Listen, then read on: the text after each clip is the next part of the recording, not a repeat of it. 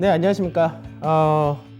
주식 뒷담화 박감명 씨 퇴근합시다. 오늘 세 번째 시간인데 이번 한 주 별로 안 좋았죠.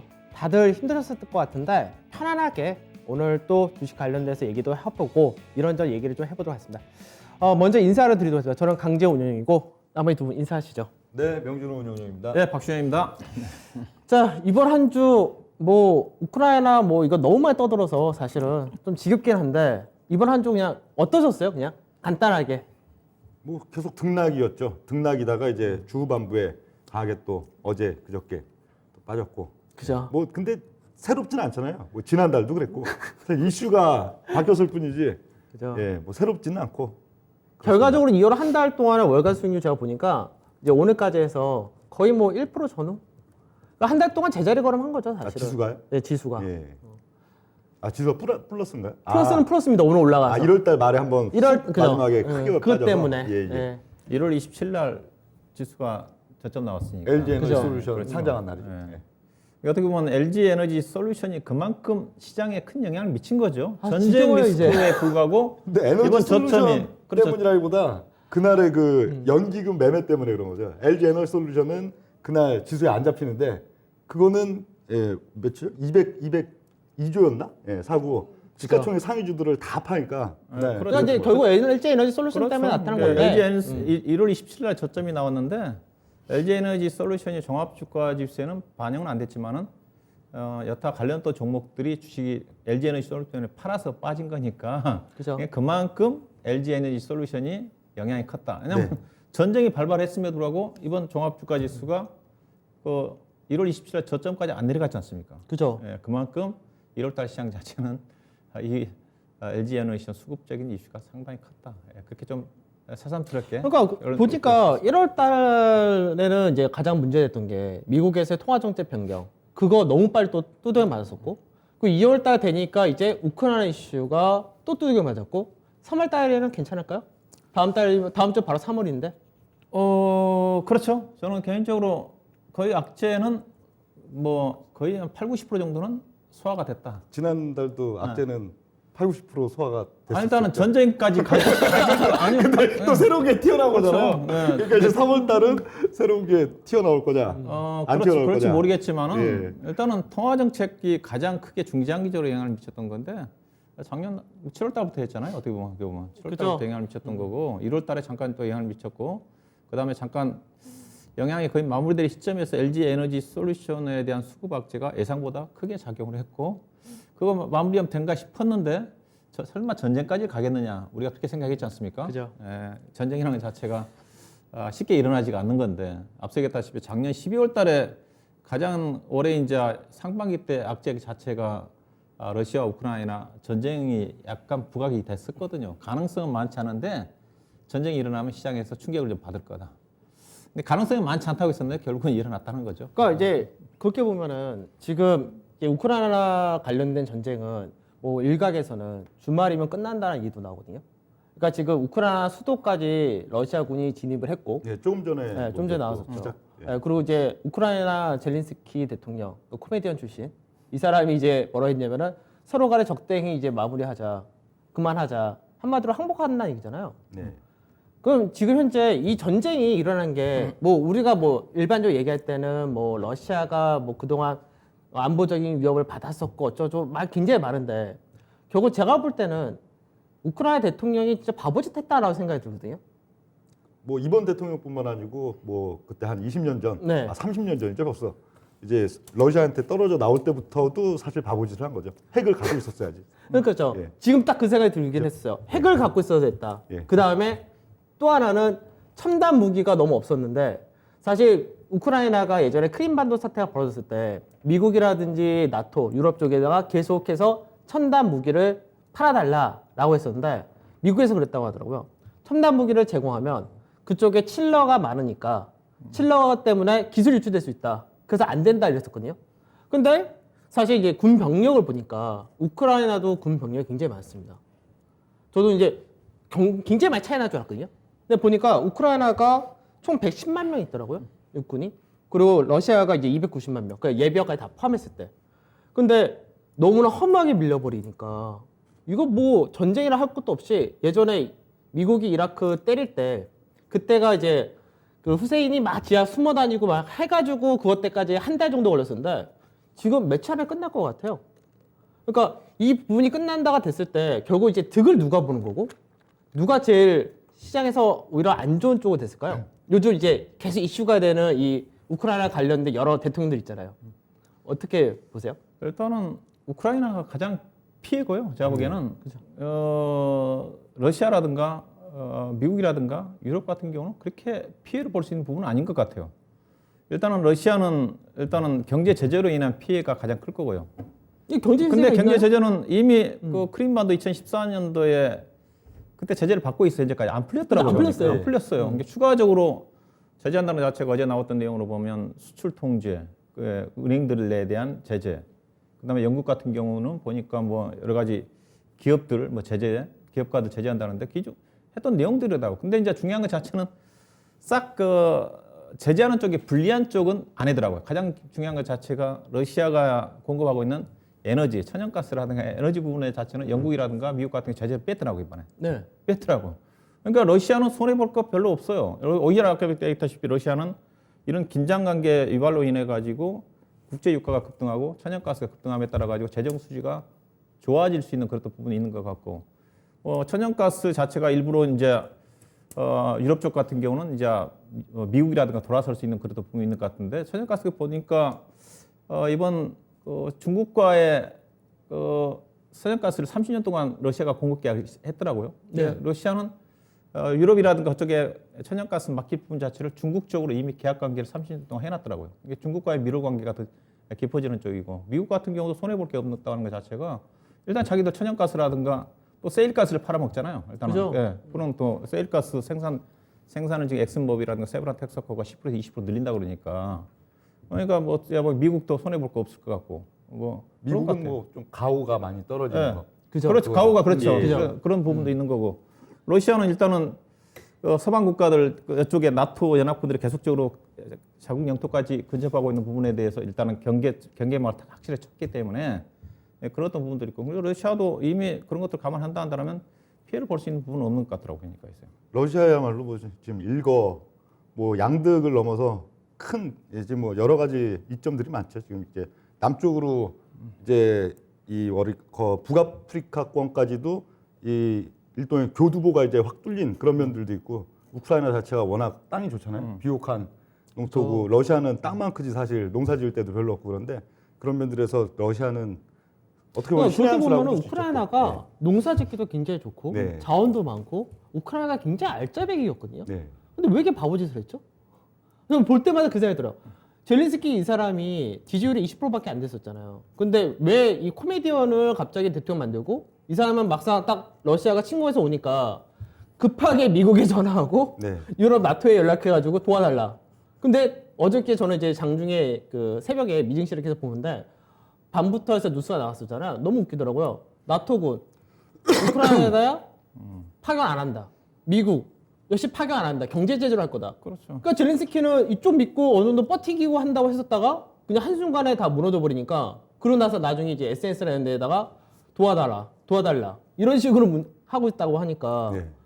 그러니까 약간 어떻게 보면 지도자로서가 너무 낙제점이 아니었나? 그러니까 우크라이나만 당한 거죠. 우크라이나는 그죠. 어떤 서방 쪽에 미국이라든가 쪽에 EU 쪽에 서방 국가들 믿고 친 나토 쪽으로 가려고 했던 건데, 나토 쪽에 가입을 하려고 추진했던 거잖아요. 그러다 그죠. 보니까 러시아 푸틴이 우크라이나까지 나토로 가입하게 되게 되면 바로 자기들 국경 인접까지 이제 서방의 국가들이 근접하니까 자국의 안보 자체가 위협할 수밖에 없는 거니까 이번에 우크라이나 들어간 건데, 근데 어떻게 보면 우크라이나 앞서 얘기했다시피 대통령 자체가 전혀 갖춰주지 않는 상태에서 너무 한쪽에 치우친 그죠? 어떤 외교를 펼친 게 아닌가. 어떤 자기가 좀 힘이 있어야 되는 건데, 자기 전혀 앞서 얘기했다시피 군사력이라든가 없는 상태에서 무방비 상태에서 그냥 어떻게 보면 지금 어떻게 보면 하루 이틀 만에 수도 키예프까지 거의 다 진입한 상태까지 진행된 것 같더라고요. 네. 러시아는 좀 예. 우크라이나가 외교적인 포지션이 좀 너무 애매하게 그죠? 애매하게 엉성하게 걸쳐 있으니까 아무 도움도 못 받는 것 같아요. 그런 것 같아요. 예. 미국의 아예- 도움을 받을 줄 알았는데. 그러니까 미국이랑 완전히 이제 러시아는 좀 뭐 러시아 인구가 또 많기 때문에 그러기도 어렵겠지만 아예 미국으로 붙으려면 미국을 아예 뭐 미군을 주둔시킨다든지까지 해갖고 완전히 뭘 해놓고 뭐 나토 한다고 하고 뭘 하든지 아니면 또 뭐 아예 친러시아로 그냥 그쪽으로 미리 붙어버리든지 애매하게 걸쳐 있는 가운데 보면 그 우크라이나가 또 특이한 게 2010년대 초반에 중국이랑 해구산도 했었어요. 중국의 1호 전 세계 1호 해구산 국가가 우크라이나였거든요. 그렇다고 그거 뭐 지금 도움 받지 못하잖아요. 어차피 그러니까- 중국하고 러시아하고 동맹인데. 그러니까요. 그러니까 이게 정말 어중간한 포지션을 취해 놓은 게 결국은 또 아무 도움을 못 받는 그런 면들이 또 되죠. 네, 전 그 생각 들었어요. 미국이 사실 우크라이나가 별로 중요치 않았을 것 같다는 생각? 그 만일 미국 같은 경우가 우크라이나가 아니라 대만 문제였으면, 그러니까 이번에 그 얘기 나왔었잖아요. 러시아가 안보 위협이라는 부분을 갖고 얘기하면서 우크라이나를 쳐들어왔는데 중국이 대만을 말 그대로 똑같이 길해도 병합하려고 하는 시도가 나타날 수 있다. 근데 이렇게 될 경우는 미국이 절대 가만히 있지는 않겠죠. 그렇죠. 아무래도? 지금 그러니까 조금 이제 우려했던 부분 자체가 러시아가 우크라이나를 점령하게 되게 되면 이제 시장에서 이제 우려 부분 자체는 이제 결국 중국이 또 대만을 노리지 않겠는가. 그죠.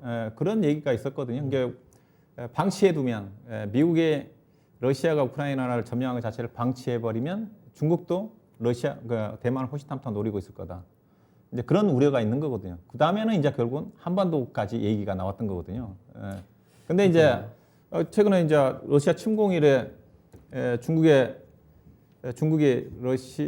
대만에 일부 방공 10별구역에 항공기가 날아왔다 그러잖아요. 그래서 그런 위협을 가했다 그러는 거니까. 근데 그럴 가능성이 크지 않다는 것 자체가 결국 이제 우크라이나가 경제 규모 자체, 여기 규모가 자체 적잖아요. 그죠? 근데 대만 같은 경우는 미국이 그대로 내버려 줄 수 없는 것 자체가 대만은 첨단 산업이기 때문에 만약에 중국이 대만을 먹는다 한다면 완전 미국의 첨단 산업 자체가 망가지면서 경제에 영향을 미치는데 우크라이나는 그런 거 없거든요. 그죠. 그렇기 때문에 경제 전혀 영향이 없어요. 그렇기 때문에 미국 시장 자체가 빠르게 반등이 좀 나왔다고 보고 있는 쪽이고, 왜냐면 미국 쪽에서 군사력을 빠르게 안 한다고 그랬으니까. 근데 그 다르다는 거죠. 대만 같은 경우는 세계 9위 정도야 뭐 미국으로 따지면 9위 정도 되더라고요. 교육국 되고. 근데 그런 또 부분이기 때문에 대만이 만약에 중국이 대만을 위협한다 한다면 근데 가만히 안 있겠죠. 나설 거다 그렇게 좀 봐야 되겠죠. 네, 저 그 생각 했어요. 러시아가 그 육군 그 전체적인 정규군이 290만 명인데 이제 현재 현역이 90만 명이고 예비역이 200만 명이거든요. 근데 그런 걸 봤을 때 우리나라 굉장히 센 편 아닌가요? 이렇게 따지면 우리나라는 현역이 한 50만 명 정도 유지되고 있지 않나요 지금? 네. 근데 예비역이 너무 많은 거 아닌가요?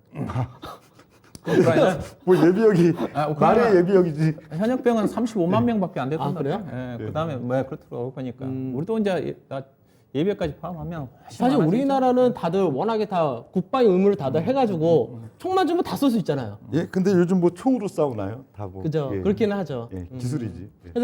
그래서 그것 때문에 오늘 같은 경우가 이제 방산주가 사실 굉장히 강했잖아요. 무기 관련이.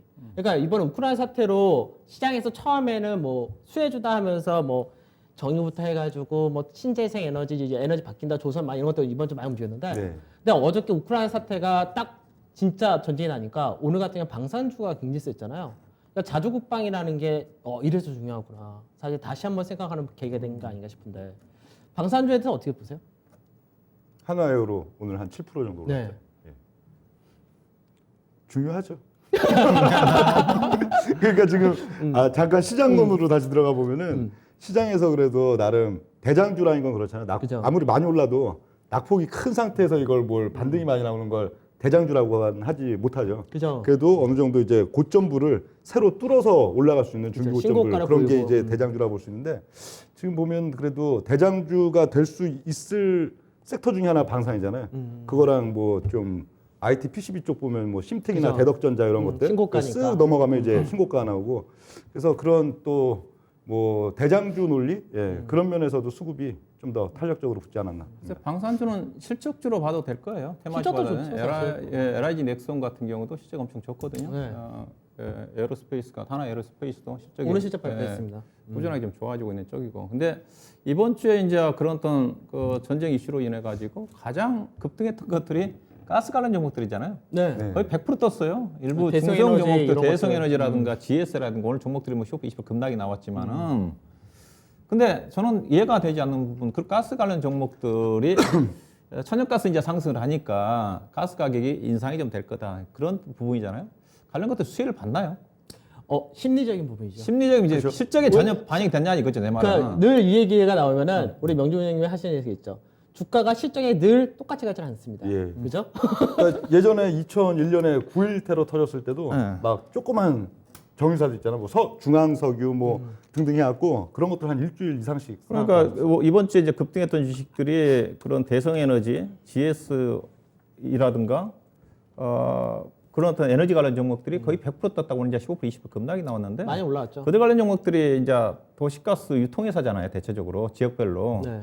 근데 유통회사들은 이제 가스를 갖다가 이제 그 가정에 공급하는 가져와가지고 이제 쪽인데. 재판매하는 거니까. 근데 가스 가격이 올라간 부분 자체가 그들 기업들의 실적에 영향을 미치냐 이거죠. 저는 아니라고 아니죠. 이제 전혀. 그러니까 그거는 결국 테마로 봐야 된다. 근데 방산주들은 실적이 꾸준히 좋아지는 쪽이니까 예. 중장기 관점이 가능한데 이번 주 급등했던 주식도 오늘 이제 급락이 나왔지만 그런 종목들은 근데 상당히- 수급 차원에서 보면은 당연히 그렇게 될 수밖에 없고요. 왜냐하면 뭐 대성에너지든 그런 지금 종목들이 사실 거래가 없는 종목이잖아요. 맞아요. 매물도 없고 거래도 시집 없는 같은 뭐 게또 작고.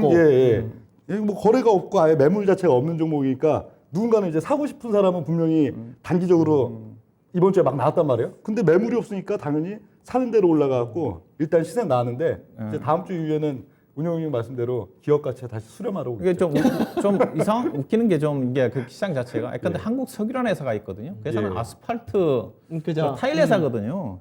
그 회사가 이제 석유라는 이름이 붙으니까 지금 이제 유가 상승에 따라 가지고 그들 정도도 주가 급등이 나왔는데 그런 것들을 개인 투자가들이 알고 매매하는 건지 몰라요. 뭐 아니라는 거죠. 상관없습니다. 그런 거는. 그러니까 그런 것들 옥석을 가릴 필요가 있다. 그들 종목들은 고점에서 걸리면 어떻게 보면 평생 고생할 수 있는 종목이고. 근데 그렇게 따지면은 이거 원래 그잖아. 시장이 정말 이성적으로 움직이는 시장이면 예, 답이 너무 뻔하잖아요. 어떻게 보면. 그러기도 하고 주식 투자 예상 없어요. 그죠? 예, 주식 투자에서는 재미없어서. 비이성적인 예. 사건이 자꾸 벌어지는 게 사실 국내 증시가 뭐 여기까지 떨어질 거라 생각했던 부분도 거의 없었고 이성적인 부분으로 보면은 국내 증시 작년보다 내도 빠졌거든요. 네. 그러니까 시장 자체가 그건 어쩔 수 없는 것 같아요. 말 그대로 말씀하셨던 테마라든지 이런 부분들이 있을 수밖에 없는 거고. 예. 그리고 사실 오늘 같은 경우 보안주도 많이 올라왔잖아요.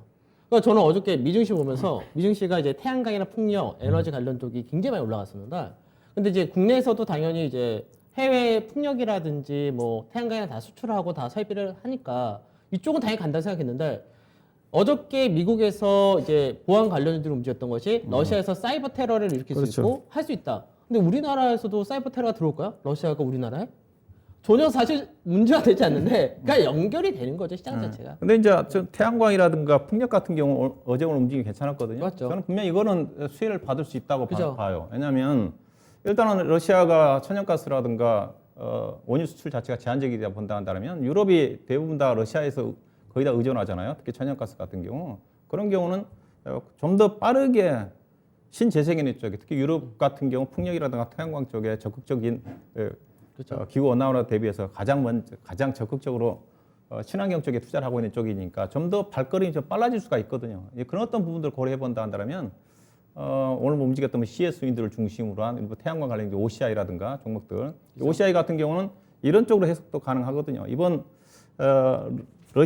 우크라이나와 러시아 전쟁으로 인해 가지고 러시아 경제 제재가 들어가면서 러시아의 쪽으로 본다 한다면 어떻게 보면 중국이 하나의 이제 우호 세력으로 된 거예요. 그렇죠? 중국 같은 경우도 계속 지금 미국이 여러 가지 경제 제재를 하면서 압박을 하고 있는 상태인데 이제 러시아까지 이제 미국 쪽으로 간다 보면 이제 중국과의 러시아 간의 미로 관계는 상당히 깊어질 수밖에 없거든요. 그래서 앞서 얘기했다시피 러시아가 천연가스 모판 부분 자체를 중국과 30년간의 대규모 계약 관계를 형성을 했고 이번 동계올림픽 때 푸틴이 유일하게 올림픽에 개막식에 참여했잖아요. 상당히 미로 관계 상당히 강합니다. 그래서 시장에서는 이번 3월 달에 있을 중국의 양해 쪽에서 중국이 본격적으로 미국을 견제하기 위해서 경기 부양책을 사용하지 않겠는가. 그래서 이제 OCI를 중심으로 한 태양광 같은 경우는 아무래도 중국 경기에 상당히 민감하게 반응을 하니까 이번 러시아 천연가스 규제와 관련된 그런 영향과 함께 관련 정보도 오늘 무시해 같은 경우 오늘 크게 올랐지 않습니까? 그런 그렇죠. 것들이 어떻게 본다면 러시아와 우크라이나 전쟁으로 인해 가지고 산업별로 그런 어떤 호재를 받을 수 있는 것 같고 오늘 반대로 이제 음식용 같은 경우는 급락이 나왔지 않습니까? 근데 그것도 제가 얘기하고 싶은 거는 어제 사료 관련 종목들이 다 급등했다 오늘 급락이 나왔어요. 사료 관련 종목들이 올라가야 되냐 이거지 제 말은. 그러니까 이게 피해 주거들랑. 그렇게 얘기하면 다 안 만다. 그러니까 그걸 알고 매매해야 된다는 거지. 그런 것들은 그죠. 제가 단기적으로 우리 시청자들이 알고 매매해야 된다는 걸 얘기하고 싶어요. 시장 자체가 이성적으로 움직이는 건 아니지만 우리는 그래도 우리 운영력들은 가치를 가지고 얘기해야 되는 거니까 단기적으로 매매하는 거 아니잖아요. 우리 같은 경우. 그죠. 사료회사들 같은 경우는 고물가가 급등하게 되면 피해 주거들랑. 그죠. 수혜주는 딱 한 군데 있죠. 팜스토리와 이지바이오. 예. 거긴 수직 계열하라. 원료부터 다 뭐 사료, 비료부터 다 마지막 이제 생산 과정까지 이 판매 과정까지 초기 처음에 원료로 할 수 있는 옥수수라든지 밀이라든지 이런 것들은 수입하잖아요. 옥수수 다 수입하기 다 때문에 수입하잖아요. 수혜주라 볼 수가 없을 것 같은데. 그러게. 목소리 이거 제일 많을 것 같은데. 그게 어제 근데 왜 오늘 리포트에는 아니, 요즘 그 음식료 업종이 그 인플레이션 관련해서 지난주까지 예. 그러니까 이번 주 우크라이나 완전 터지기 전에 지난주까지 가격 인상들을 다 했잖아요. 예. 그래서 가격 인상하면서 이제 수혜주다. 이제 왜냐면 나중에 원자재 가격이 떨어지면은 이제 가격 인상 부분이 남으니까 수혜주를 했다가 바로 이제 이번 주에 전쟁 터지니까 곡물 가격이나 이제 원재료 가격이 쫙 올라갔잖아요. 그러니까 이제 바로 오늘 또 리포트 나왔어요. 피해주다. 피해주죠 당연히 음식료업종도 피해주죠. 왜냐하면 음식료업종 대부분 다 곡물을 수입을 해가지고 가공해서 판매하는데 여기다가 또 이제 국제적으로 불안하게 되면 환율도 올라가게 되면 환율 상승에 따라 그죠. 음식료업종들은 대부분 다 한차선이 발생하거든요. 예, 그런 어떤 상태고 또 음식료업종 같은 경우는 물가가 밀접한 상관관계를 갖고 있기 때문에 정부에서 가격 인상 자체를 통제를 하거든요. 쉽게 가격 인상을 올리기가 쉽지가 않아요. 그래서 대선 예. 앞두고 지금 열심히 올린 거잖아요. 사실은. 보통 이제 우리나라가 음식 업종들이 항상 선거 전에 대통령 임기 마지막 차 이때 다 가격을 잘 올리잖아요. 늘. 왜냐면은 새 정부 들어오게 되면은 아무래도 물가라든지 경기 부양한다 뭐 한다 하면서 자꾸 제한을 걸어보니까 그래서 그런 부분이 있지 않을까 싶고 아까 이제 박주호 님이 얘기하셨던 부분에서 이제 신재생 에너지 얘기하셨잖아요. 이제 수혜주다. 근데 그 앞전에 우리 2주 전인가 1주 전에 그 명준님이 그 얘기했었거든요. 원전 관련주 그때 얘기하면서 우리 그때 그 박주호님하고 저하고 그때 무슨 얘기 했냐면은 대선 한 1, 2주 정도 남았을 때는 수혜주라고 했던 것들, 그러니까 밸류적인 부분에서 비싼 건 맞는데 이런 쪽은 팔아야 된다라고 같이 우리 얘기했었는데 그때 아니라고 하셨거든요. 그렇죠. 저는 아니라고 했어요. 아니라고 했었죠. 이게 맞은 거예요 지금. 그렇죠. 근데 또 한편으로는 박준호님 그 얘기하셨죠. 신재생 에너지는 올라간 게 없으니까 이쪽은 그 빠질 게 없다. 올라가면 그러니까 대선 결과가 지금 누가 될지 진짜 몰라. 박빙이라서. 네. 지금 지지율 보니까 완전 박빙으로 또 바뀌었더라고요. 하루하루 지지율이 이렇게 바뀌는 대선 직전은 처음 봐요 저도. 근데 그러다 보니까 결국 이쪽이 이제 선거가 끝나고 나서도 추가적 수혜를 볼 수도 있겠다라는 생각도 들더라고요 이제는. 그래서 대선도 이제 얼마 안 남았는데 대선은 어떻게 예상이 되세요? 앞으로 시장 자체를? 시장이요? 대선은 어떻든 긍정적으로 작용하죠. 끝나면은- 대선과 또 대선 이후에 2개월 동안의 또 인수위 과정 그런 거는 투자 심리에는 굉장히 긍정적으로 보통 개인 투자자분들이 뭐 증시가 많이 오르면 또 돈을 싸들고 오지만 보통 그런 상황들 외에 어떤 시장 내지는 이런 어떤 특정 이벤트를 놓고선 돈을 갖고 들어올 때는 신정부거든요 항상. 그죠. 예, 새 정부 초반 아니면 인수 이럴 때는 일단 사람들이 기대감이 있잖아요. 어떤 섹터에 대한 기대감, 또 신정부에 대한 어떤 이제 새로 주식 좀 투자해 볼까 하는 기대감 그런 게 있기 때문에 기본적으로 그건 뭐 대선과 대선 이후 시점 이건 유익하게 작용한다고 봅니다. 저는 시장은 영향 없다. 시장 영향 없다. 누가 되든 간에 시장 영향 없다. 쪽이고요. 일단 긍정적인 부분은 있죠. 그렇지만 전체적으로 워낙 옛날에는 이제 국내 대선 부분 자체가 국내 이슈였기 때문에 우리나라가 해외 쪽에 의존하는 데가 적었을 때는 영향이 컸던 건데 지금은 해외 쪽에 거의 다 정치, 경제, 사회, 특히 경제 분야 자체가 의존하는 쪽이다 보니까 해외 특히 연준의 통화정책 부분 자체가 중요한 부분이라는 본 쪽이고 다만 이제 섹터별로의 약간의 있을 것 같아요. 극명하게 차이인 그 자체는 원전과 신재생에너지예요. 다른 쪽은 업종별 영향 없어요. 제가 보기에는 건설 같은 경우도 차이는 두 분 다 주택 공급 250만 확대 정책이기 때문에 건설도 영향 없다고 좀 봐요.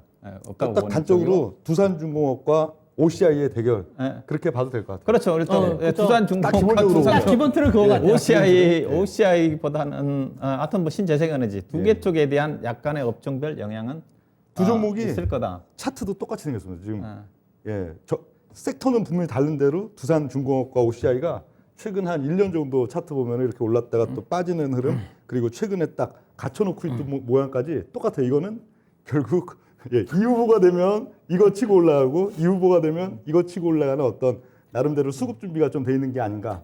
그렇게 볼 수 있을 것 같다 생각이 드는 게 지금 유럽 관련해서 이제 결국은 러시아에 대한 의존도를 낮춰야 되니까 결국 신재생과 원전 이쪽에 대한 모멘텀을 붙을 수밖에 없는데 그렇게 되면은 이쪽 똑같은 케이스거든요. 신재생이건 원전이건 유럽 모멘텀 똑같은데 여기서 이제 대선 후보가 누가 되느냐에 따라서 한 번 더 누가 무게를 더 갖고 갈 거냐 이 정도 차이는 있을 것 같아요. 근데 나는 이제 밸류로 비교를 해본다 한다면 이게 OCI라든가 두산중공업 두 개를 딱 비교를 해본다 한다면 극명하게 차이가 나죠. OCI 가 두산중공업이 올라가고 있지만은 두산중공업은 제가 얘기하고 있지만은 유상증자 물량 자체가 발행 주식 수가 너무 거의 많죠. 5배 증가했어요. 그걸 감안 안 하고 있거든요. 집 시장에서는 발행 주식 수가 6억 주거든요. 주가가 2만 원이면 시가총액은 12조 원이에요. OCI가 지금 시가총액이 지금 얼마 정도 됐죠? 한 3조 원 정도 되나요? 한 3, 4조 정도. 3조 정도 3조 되죠. 정도 되려나? 그러니까 영업이익으로 따지면 OCI 영업이익은 엄청 올해 싸죠. 올해 거의 1조 원 정도 날 거예요. 엄청 싸죠. 한 7, 8천억. 근데 두산중공업 같은 경우 올해 회사가 작년 4분기 실적을 발표를 하면서 올해 실적 가이던스를 발표를 했거든요. 작년도 기준으로 보면 매출액이 13조 원에 영업이익이 8,900억, 단기순 2천억인데 올해 이제 가이던스가 매출액이 7조 2천억이에요. 영업이 2,800억이고 이렇게 팍 줄어든 이유 자체가 알다시피 이제 작년도에 두산 인프라코어라든가 두산 솔루스를 매각함에 따라 가지고 연결해서 빠지거든요. 이익도 급감하죠. 왜냐하면 두산 인프라코어가 연결을 차지하는 비중이 많았기 때문에 이제 두산 바켓 같은 게 연결이 빠지거든요. 근데 주가는 12조 원이라는 거죠. 이게 제가 이제 아시아나항공을 얘기를 하고 있는 쪽이거든요. 리오픈 관련해서 아시아나항공 사서는 안 된다. 이게 아시아나항공이 최근에 20-30% 급락이 나왔거든요. 아시아나항공도 유통 물량 자체가 두산중공업처럼 급격히 증가한 회사잖아요. 자본 잠식되면서 물량 자체가 물량 압박으로 분명히 작용할 수가 있습니다. 그다음에 원전 관련 종목 쪽에 일부 중소형 종목들을 BHI라든가 종목들은 적자가 대규모 났거든요. 대규모 났고 그다음에 한전 KPS인가 한전 기술인가 모르겠는데 한 종목은 괜찮아요. 한전 KBS는 원래 꾸준하게 한전 시장에 기술 나갈 같은 수 있고. 경우는 실적 자체가 이익 자체가 거의 안 나는 회사인데 시가총액 엄청 높거든요. 한전 기술은 대신에 이제 원전이 신규로 건립이 된다 했을 때는 설계부터 해가지고 다 들어가니까 그때 이게 확 늘어나는 케이스라서 그러니까 태양광이나 지금 원전 같은 경우에는 현재 나와 있는 어떤 실적 그리고 뭐 애널리스트들의 어떤 가이던스는 사실 아무 의미가 없습니다. 전혀 의미가 없죠. 신정부가 누가 대통령이 돼서 어떻게 출범해서 이쪽을 밀어주느냐 저쪽을 밀어주느냐에 따라 OCI 같은 경우도 예를 들어 뭐 정부에서 별로 이번 정부는 이제 뭐 태양광 별로 환경 오염 심하고 공해 많아가지고 우리 정부는 안 밀기로 했습니다. 그럼 바로 그냥 적자 전환 아니에요? 이런 식으로 누가 되느냐 거기에 따라서 이게 정책 방향에 따라 실적은 그냥 완전히 차별화될 거라 지금 현재의 어떤 밸류적 분석은 별 그 의미는 차이가 안 날 거예요. 저는 예컨대 원전 정책을 윤석열 후보가 돼서 적극 추진한다 하더라도 과거에 우리나라가 탈원전 전에 두산중공업의 실적을 보게 되게 되면 이익이 안 났거든요. 탈원전 전에도 이익이 안 났어요. 이익은 많이 났는데 네. 저게 부채가 그런 워낙 부분도 많았죠. 있었지만- 이자 비용이 많기 때문에 그 단기 순이익이 별로 안 났죠. 영업이익 엄청나게 자체도 2, 났는데. 3천 이상 2010년도, 11년도 기준으로 그렇게 안 났어요. 이게 이제 갑자기 예, 주주총회가 하여튼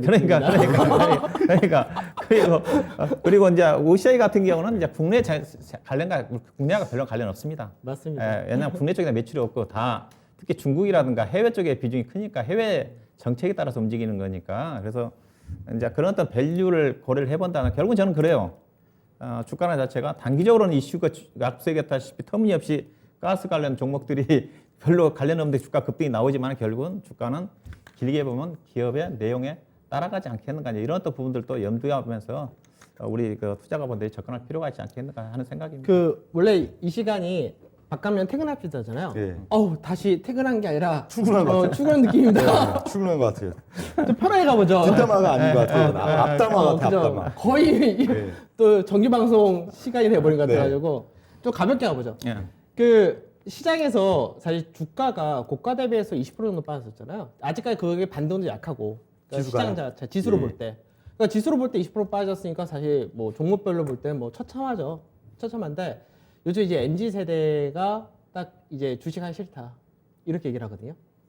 어떻게 보세요?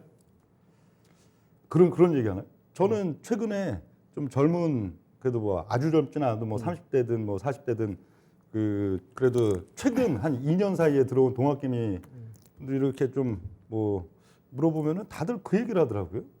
이 동학개미 분들이 한 요 정도 그래도 한 1년 이상 고생했으면은 이제 좀 진절머리가 날 것 같은데 그래서 뭐 주식은 그냥 가만히 들고 있으면 언젠가는 오른다 다 그 얘기를 하고 있어요. 그래가지고 이거 좀 안 좋은 징조인데 이거 그런 얘기 하면 안 되거든요. 정말 진절머리라서 그죠. 다 떠나야 떠나야지 이게 이제 좋은 시그널이지. 제대로 가죠. 예. 왜냐면 떠나고 나서 사람들이 처음에는 진절머리라서 주식 안 해 이러다가도 예. 나중에 지수가 그럼요. 막 치고 올라가기 올라가면, 시작하면은 예, 돈을 끌어와서 다시 나도 또 시작하거든요. 예. 그래야지 시장이 또 탄력이 생기고. 그럼요. 예. 그래서 이제 오늘 기사를 보니까 그 얘기가 나왔었어요. 청년 적금 뭐 이자 10% 준다는 거. 네, 요즘 뭐 난리더라고요. 6%. 네. 10%. 10%인가요? 예. 그러니까 거기 뭐 200만 명이 들어왔다고. 네. 그러니까 200만 명이면 어마어마하잖아요. 저도 우리 아들이 둘이 있는데 엊그제 가입했습니다. 왜 적금을 들려고 하시죠? 주식하라고 하시지? 그러니까 제가 그런 얘기했지 않습니까? 그래서 뭐 우리 주식시장이 수급이 문제니까 수급을 좀 보충하기 위해서 주식 관련 어떤 세제 혜택을 줄 수 있는 과거에 제가 2000년도에 증권 저축이라는 게 있었거든요. 월 얼마씩 30만 원, 50만 원씩 해가지고 연말에 납입금액의 10% 정도를 세금 공제 혜택으로 주는 게 있었거든요. 그게 상당히 인기가 되면서 주식시장에 수급에 영향을 줬어요. 이게 50만 원을 세금 혜택까지 좀 주면서 연말이 몇 건 600만 원 들어가잖아요. 50만 원이면 600만 원, 600만 적금이 원, 얼마씩 들어간 거죠? 50만 원 아닌가요? 그 한도가 있지 않을까? 한도가 있을 거 아니에요. 10% 금리 주는데 10만 원 아니에요? 10만 원? 저 잘 모르겠는데. 저도 잘 모르겠는데. 예. 하여튼 50만 원씩이래요. 50만 한 달에요? 원. 예. 한 달에? 적지 않네. 그러면 예. 괜찮네요. 50만 원이면 1년이면 600만 원 납입된 원이니까? 거잖아요. 그 60만 원 월급에서 나중에 연말정산 때 음. 세금 혜택을 줬거든요. 예. 그리고 주식도 그 범위 내에서 증권저축, 증권사 직원이 당시에는 주식 투자 못했지만은 증권저축을 통해서는 주식 투자 할 수가 있었거든요. 증권사 직원들 대부분 다 했었죠. 이게 이제 증권시장의 수급에 보충할 수 있는 쪽이고 주식으로 저축하라는 거죠. 대신 이제 안정성 있는 자금이기 때문에 좋은 주식 가지고 투자를 해야 되겠죠. 근데 왜 이런 거 청년만 시켜주죠? 그래서 저는 왜 나머지 사람들 못하죠? 이미 40, 50대, 60대는 표가 딱 고착화돼 있잖아요. 어떤 민주당 뽑을 사람 민주당 뽑고 국민의힘 뽑을 사람 국민의힘 뽑는데 20, 30대가 이게 막 왔다 갔다 요즘 왔다 20대가 뭐, 그쵸? 예. 뭐 키를 쥐고 그럼요. 있다 뭐 이런 예. 얘기 하고 있는데 그래서 나온 건가요? 그렇지 않을까요? 제 생각은 그래요. 저도 몰랐는데 갑자기 뭐 그렇게 이슈가 되더라고요. 그래서요. 그러니까 요즘 그 와이프하고 이제 가끔씩 얘기하다가 그 얘기를 많이 하는데 기초 노령연금이라든지 이제 복지적인 부분에서 이제 자꾸 올리잖아요. 조금씩 계속 올려주잖아요. 그리고 이제 청년들이라는 쪽은 청년주택부터 해가지고 뭐 자꾸 공약해 준단 말이에요. 그러니까 지금 딱 저희 40, 50대 뭐 혜택도 없고 맨날 세금만 뜯어가고 이거 뭐 어떻게 해야 되는 거죠? 그러니까 세금 월급쟁이들 세금 엄청 많이 내잖아요. 그러니까요. 그 세금 이런 혜택을 내가 다른 뭐 법적인 뭐가 문제가 있는지 모르겠지만 2000년대 그게 많았습니다. 증권저축을 통해 가지고 저축하는 제도. 이거는 이제 그냥 예금하는 거잖아요. 이번 50만 원. 50만 원 예금하는 거잖아요. 이게 일단 주식에 손해 볼 수가 있는 거니까 10% 정도는 소득 납입 금액에 연말에 세금 공제 혜택을 줬으니까 일단 10%는 손실 부분은 일단 커버가 되는 거잖아요. 충분히 그게 근데 매력이 저는 있거든요. 그래서. 그 사에 들었어요. 그 10% 준다 했을 때 이거 청년 적금 이게 10% 주는데 이번에 그 배당 발표한 기업들 중에서 효성텐시하고 LS 인터내셔널하고 이들의 배당이 거의 10%였거든요. 그럼 이게 우리나라가 사실 이게 문제인 것 같아요.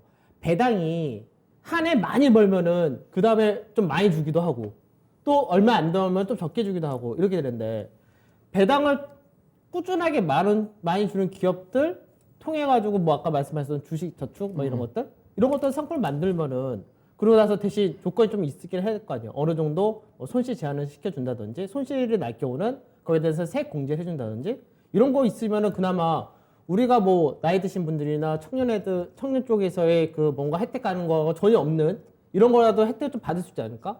그러니까 이런 정책을 왜 안 피는 거죠? 그러니까 저도 이게 아무래도 이제 만약에 그런 게 실현이 된다면 이게 저축을 통해 가지고 주식 저축을 통해서 주식을 사는 것 쪽으로 상품을 준다 한다면 일단은 제가 투자도 올바르게 진행될 것 같아. 일단은 그죠. 그 주식 저축에 그 뭐 투기적인 주식도 사겠어요? 그죠. 안정된 안 사- 배당을 줘서 줘야 안정적인 되고. 가치주 우리나라 얼마나 정말로 코스피 싼거 정도들 엄청 가치주는 많죠. 많지 않습니까? 엄청 많죠. 앞서 그때 LS 인터내셔널 같은 경우 배당 수익률이 8% 2006년 9%예요. 줬으니까 8% PR이 나왔죠. 3배밖에 안 되는 주식이에요. 그렇죠? 그게 너무 많죠. 그러니까 그런 문제는- 주식 사놓고 그런 주식 사놓게 되게 되면 그런 저축들이 수요가 증가되면서 저평가된 종목들이 가치를 재평가를 받을 수가 있거든요. 너무 우리나라 투자가들 자체가 어떻게 보면 급등주, 성장주. 코스닥 시장의 성장주, 제약 바이오 종목들, 실체가 없는 것들 그런 것들 투자를 하지 않습니까? 그래서 이런 증권 저축 자체는 안정적인 상품이기 때문에 그 투자하신 분들도 대체적으로 코스피 시장에 정말 저평가를 받고 있는 은행주라든가 증권주라든가 가치 쪽에 투자가 되면서 그들 관련 종목들이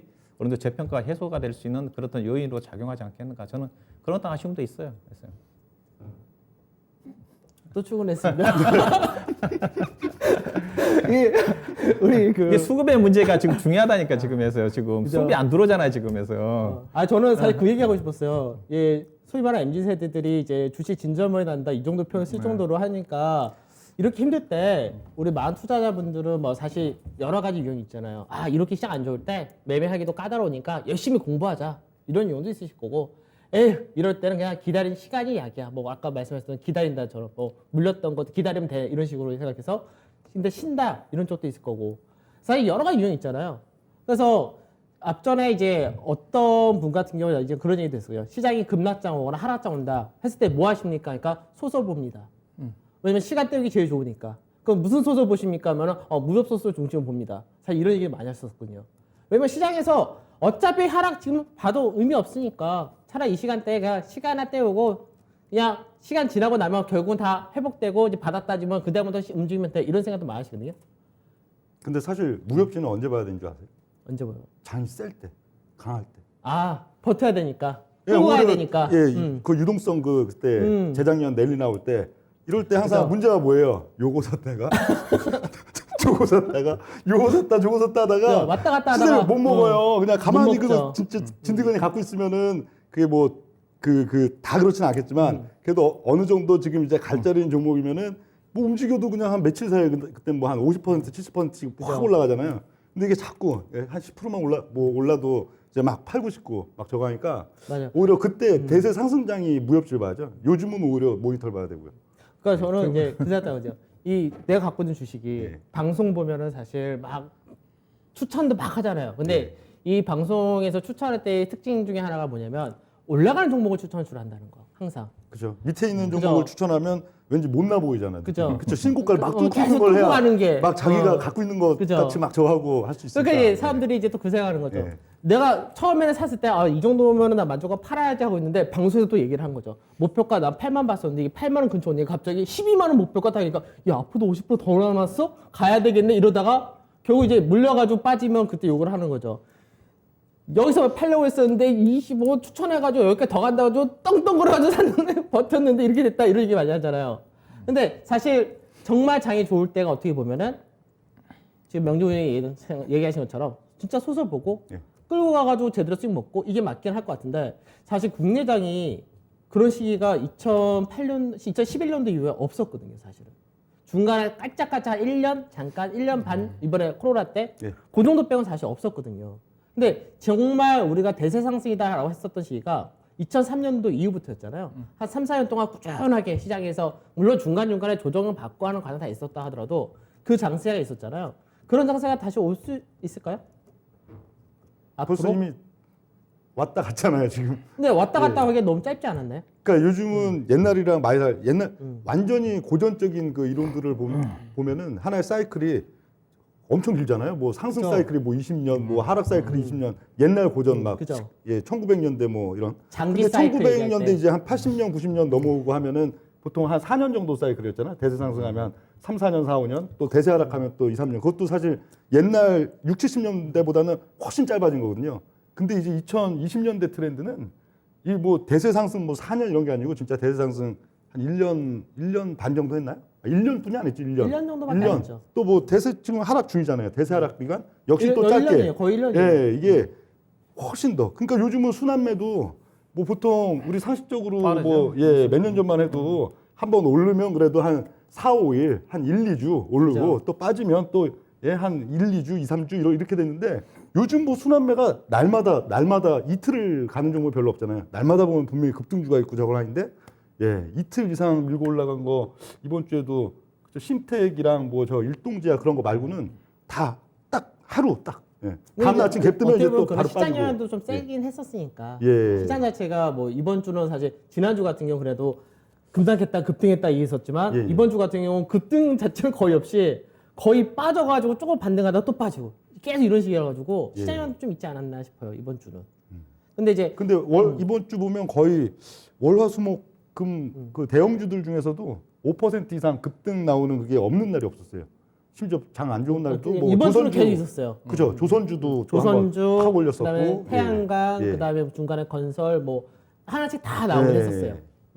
오늘 같은 경우 뭐 인터넷도 오랜만에 그렇게 강세 뛰기도 했었고 예. 그런데 그래서 지금 제가 궁금했던 게 그거였어요. 지금 물어보려고 여쭤보고 싶었던 게 예. 시장이 예전에는 정말 중장기 장기 사이클이 나왔었는데 이게 잘 안 나왔잖아요. 네. 안 나왔는데 사실 어떻게 보면 수급 자체가 외국인들이 시장을 끌고 왔었던 게 2003년도부터 사실 끌고 왔었거든요. 근데 그 이후로 외국인들이 장기간에 들어온 적이 없었던 거고, 그리고 이제 앞전에 박종훈님이 말씀하셨던 부분도 이런 거 있었죠. 외국인들이 이미 국내에서 갖고 있는 지분율이 꽤 높으니까 크게 들어온 물량이 없다라고 하셨었잖아요. 근데 이제 이번에 선거가 끝나면은 이제 뭐 MSCI 선진지수 편입도 추진한다 이런 것도 있지만 이제 그 공약 중에서 뭐 연기금이 이제 국내 주식에 대한 뭐 한도 이걸 더 늘리겠다, 늘린 쪽으로 가겠다 이런 얘기도 나왔거든요. 그러면은 사실 이재명 후보 같은 경우는 그 얘기 했잖아요. 지수 4천 5천 시대 만들겠다. 그 얘기를 했거든요. 그러니까 딱 임기 동안에 4천 5천 가려면은 상승 자체가 꾸준하게 2, 3년 가야 되거든요. 그러니까 2, 3년 동안 갈 만큼. 그렇진 않죠. 뭐 보셨잖아요 재작년에. 아, 그러니까 그건 제가 볼 때는 가지하면 뭐 순식간이지 뭐. 개인들이 예. 그 개인의 수급이 정말 무섭게 네. 들어왔고 그 개인의 수급이 무섭게 들어온 게 지금 후유증을 앓는다 저는 이렇게 생각을 하기도 하거든요. 그래서 개인이 아니라 우리나라 증시에서 사실 앞전에 터질 때가 한번 연기금이었고 이제 외국인 같은 경우가 국내 증시에 들어올 수 있는 여건이 만들어진다면 그러면 시장 자체가 아까 얘기했던 대로 소설을 봐도 좋은 시장이 되지 않을까 그런 생각도 하긴 하는데 근데 그런 가능성은 없을까요 아직은? 좀 더 가야 될까요? 저는 여전히 외국인들이 주식을 국내 시장에서 많이 살 것 같지 않다. 올해 많이 사더라도 저는 4.5조는 안 넘어간다는 쪽인데 그 이유 자체가 이제 앞서 얘기했다시피 우리나라의 외국인 투자가들 차지한 시가총액 비중 자체가 워낙 크고요. 근거가 뭐냐면 우리나라가 현재 이제 고성장 그 국가가 아니잖아요. 저성장이거든. 2% 3%대. 고성장일 때 6% 7%일 때 2003년도 7년도 사이에 고성장일 때는 외국인 투자가들이 먹을 게 많았기 때문에 우리 시장에서 포지션이 한때 많을 때 43%까지 갔거든요. 시가총액. 지금은 저성장이기 때문에 비중 줄어듭니다. 당연히. 과거 일본도 전 세계적으로 고성장 국가가 이제 별로 없지 않나요? 네, 없는데 근데 문제는 이제 우리나라가 신흥 국가들에 편입이 돼 있기 때문에 그 다른 나라 신흥 국가들의 편입이 계속 늘어나잖아요. 중국도 늘어나고 그 사이에 그 사우디아라비아도 작년도인가 편입이 돼 MSCI 편입이 좀 되면서 그 편입되는 부분 자체를 우리나라하고 대만에서 빼가지고 중국이라도 그쪽에 투자를 하잖아요. 그게 외국 투자가들 포지션이 늘어날 여지가 크지 않다는 시각이고 결국 이제 저도 이제 기대한 것 자체는 MSCI 선진국으로 편입이 되게 되면 일부에서는 편입되더라도 약간 단기 좀 빠져나가는 사람도 이쪽에 있는데 제가 보기에는 늘어날 포지션이 있다고 좀 봐요. 그게 이제 외국 투자가들 수급이 나올 수 있는 부분이라고 봐요. 현재 신흥국 쪽에 편입되어 있는 상태에서는 외국 투자가들이 주식을 사기가 쉽지 않다. 결국 그래서 현 정부가 지금 추진을 하고 있잖아요. 추진하고 있는데 그게 당장 2년, 3년 꽤 시간이 걸린다는 쪽인 것 같고. 그러니까 원래가 편입 그 대상의 올해 등재까지 목표고 내년이 심사 결과가 나오고 결과에서 이제 승인이 되면은 그 다음 해부터 편입 이렇게 되는 건데. 네. 올해 등재하려면 이제 3, 4월에 늦어도 해야 된다고 네. 하는데. 그래서 할것 그때 같아요? 그래서 앞전에 얘기했던 예. 게 저거였어요.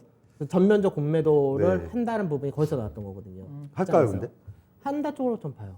그래서 그러니까 확정되면 아마 이재명 후보 자체가 좀 더 적극적으로 하고 있는 것 같으니까 뭐 그런 부분들을 좀 봐야 될 것 같은데 그게 이렇게 되면 수급이 좋아질 수 있는 거고 그리고 그래서, 이제 연기금 국내 수급은 당장은 연기금이거든요. 연기금이 포지션을 늘려야 되는데 안 늘리고 오히려 작년에 줄였잖아요. 네, 그죠. 이게 또 연기금 또 늘린다는 쪽인 것 같고 후보에 따라서. 그래서 제가 그 수급이 사실 국내 증시가 중장기로 길게 가려면 수급 자체가 중장기 투자하는 쪽에서 주로 물량을 잡아주고 끌고 가줘야 되잖아요. 꾸준하게 들어오고. 그러니까 그게 결국은 연기금 그리고 외국이 이 둘이 가장 중요한 축인데 이 부분이 아까 말씀하신 그 MSCI 편입이 된다거나 또 정부에서 뭐 선거 끝난 다음에 MSCI 추진해가지고 이게 되고 이제 연기금 비중 맞추고 이렇게 되면은 그때 수급이 좋아질 수 있으니까. 근데 국민들이 또 좋아하는 이슈는 아니잖아요. 그 공매도의 전면적인 허용 그 부분이 아무리 이제 뭐 MSCI 선진지수 편입이라는 그 어떤 목표가 있다 하더라도 투자자들 국민들이 공매도 전면 허용하면 좋아요 나빠하면 일단 싫어하는 주로 편이 많은 그런 이슈인데 지금 이제 문재인 대통령 이 정권이 얼마 안 남았잖아요. 그죠. 근데 3, 4월 달에 결정을 해야 된단 말이에요. 그러면 굳이 그걸 국민들한테 그렇게 막 뭔가 이게 막 환영받지 못할 일을 굳이 그걸 뭐 나서서 해놓고 갈까 싶기는 해요. 저 하고 갈 것 같아요. 아 그래요? 왜 그런 생각을 하냐면 그 박근혜 전 대통령 사면했잖아요. 사실 그 문제도 굉장히 까다로운 문제였거든요. 근데 그거를 현 정부가 임기 마지막에 다 따고 가겠다는 뉘앙스였거든요.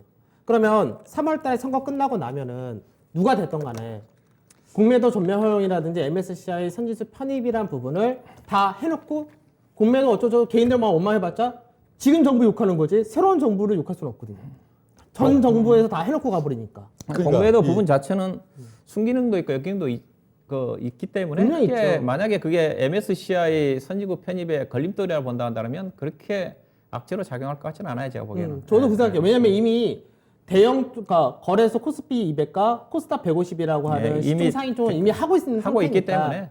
그래가지고 이제 소위 말하는 중소형 쪽이 이제 앞으로 이제 나머지 시가총액 작은 것들까지 허용이 되는데 사실 시가총액 작은 것들 외국이나 기업 외국인은 안 자체가 하죠. 비중 자체가 거의 없어가지고 공매도 안 하죠, 사실 사실. 비중이 없는 상태에서 공매도 하기도 어렵거든요. 그리고 이제 아까 그 박주호님 말씀하셨던 MSCI 편입이란 부분 있잖아요. 이게 골드만삭스인가 그 얘기를 했어요. 그 한국이 MSCI 선지수 편입되면은 실제로 들어올 수 있는 자금이 굉장히 많고 그 경우 한국 증시가 상당 뭐 상승폭 여러 개 한 45%, 60, 70% 뭐 이렇게 상승폭 열려 있다 그 얘기거든요. 그러니까 그 상승폭을 얘기하면 딱 그게 4천 넘어간다가 돼 버리니까.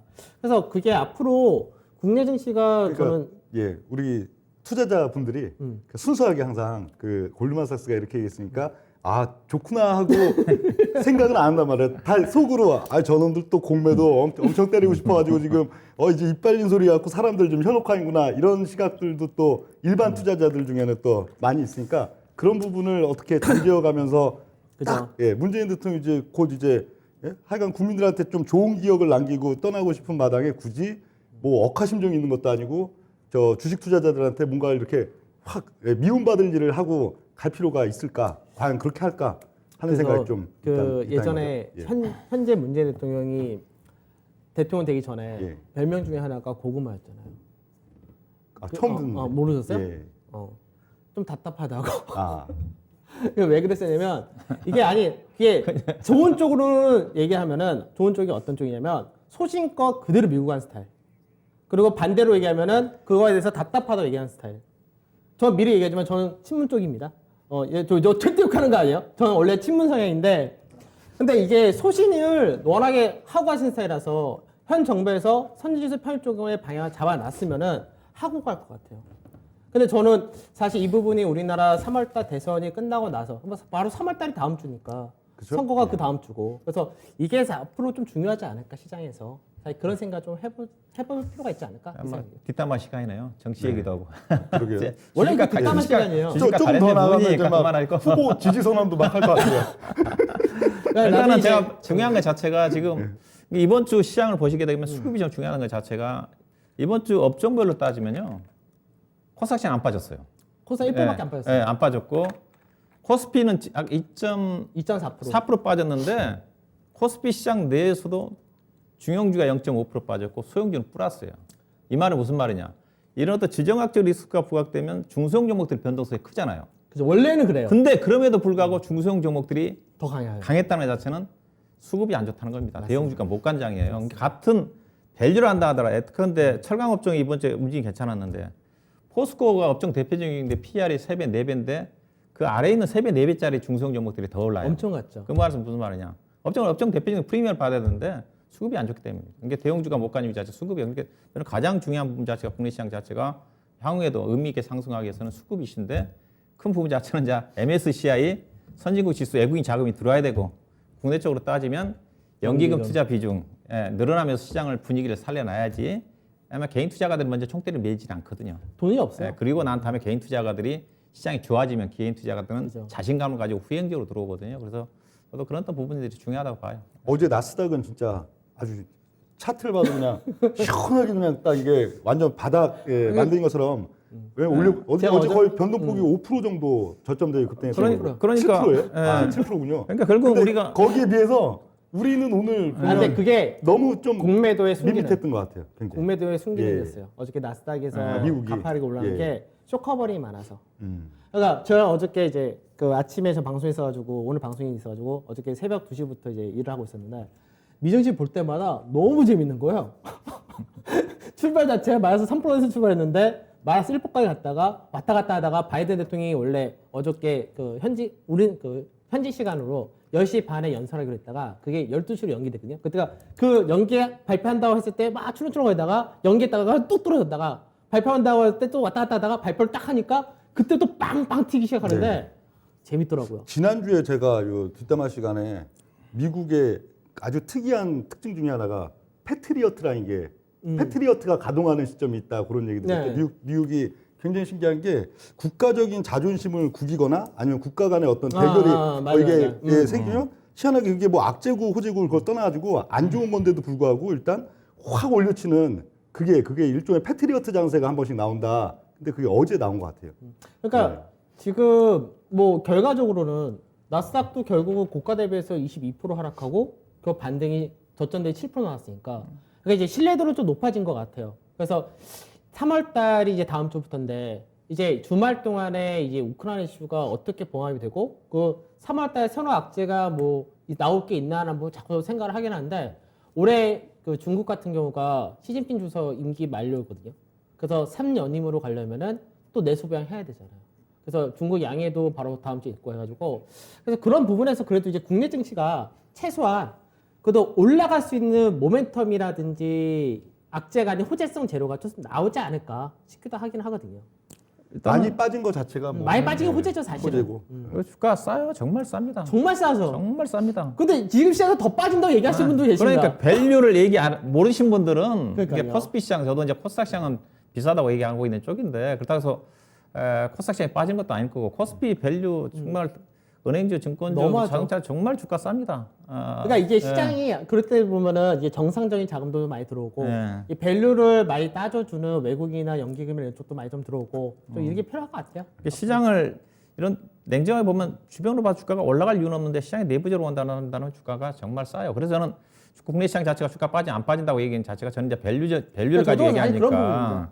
근데 시장을 모르신 근데 분들은 뭐 근데 불안하게 지수를 보시는데 너무 밸류로 이게 접근하기는 또 어려운 면이 어떤 밸류에 대한 수준이 이렇게 상향된다 했을 때 결국 절반의 기간은 밸류보다 고평가 구간일 거고 절반의 저희 구간은 거의 밸류보다 끝내달라고 하니까 조금 빨리 얘기하죠. 예, 빨리 해야죠. 저평가 구간인데 예를 들어 저평가도 저평가 이제 바닥을 치러 내려가고 있는 저평가 구간이면 주식에 있어서는 하락 구간이죠. 저평가에도 그죠. 불구하고 그리고 고평가여도 그게 버블을 크게 만들어서 정점을 향해 가는 구간은 고평가여도 먹을 수 있는 구간이고 그죠. 그런 면들이 있기 때문에 이제 주식이 싸니까 안 빠진다. 뭐 주식이 비싸니까 더 못 오른다는 그렇게 좀 그래서 항상 그러잖아요. 우리가 주가가 정확하게 고점하고 저점 맞추기가 어렵잖아요. 원래 주식이라는 게. 그러니까 밸류적인 부분에서 이 정도 저점이야, 이 정도 고점이야 하는데 항상 시장은 그보다 더 오버를 하니까. 그렇죠. 항상 그죠? 극도로 오버를 하죠. 극도로 오버하는 예. 과정이 늘 있죠. 그래서 예. 이번 같은 빠질 경우가 때도 그렇고, 그죠. 오를 때도 나스닥도 그렇고. 어저께 그런 과정이 있었던 것 같고 국내 증시 다음 주 뭐 간단하게 또 다음 주 시장 전망까지는 할 시간이 없을 것 같으니까 다음 주는 좀 오늘 이번 주보다 나을까 똑같을까 뭐 안 좋을까 이 정도만 하고 마무리하죠. yes or no 정도로. 일단 저는 꾸준히 올라간다. yes. 예. 그러니까 간단히 가죠. yes. 더 이상 붙지 말고 빨리 끝내달라고 하니까. 저 월요일에 가봐야 할 것 같아요. 이번 그래요? 주는 이제 딱히 월요일날 보고. 예. 그러면 다음 주에 얘기하죠. 예. 저도 예술적으로 얘기하도록 하겠습니다. 자, 오늘 증시 뒷담화 바깥면 퇴근합시다. 오늘 여기서 그럼 저희는 마무리하고 인사드리겠습니다. 주말 잘 보내시고 다음 주 좋은 흐름으로 증시 자체가 밝았으면 좋겠습니다. 감사합니다. 고맙습니다. 고맙습니다.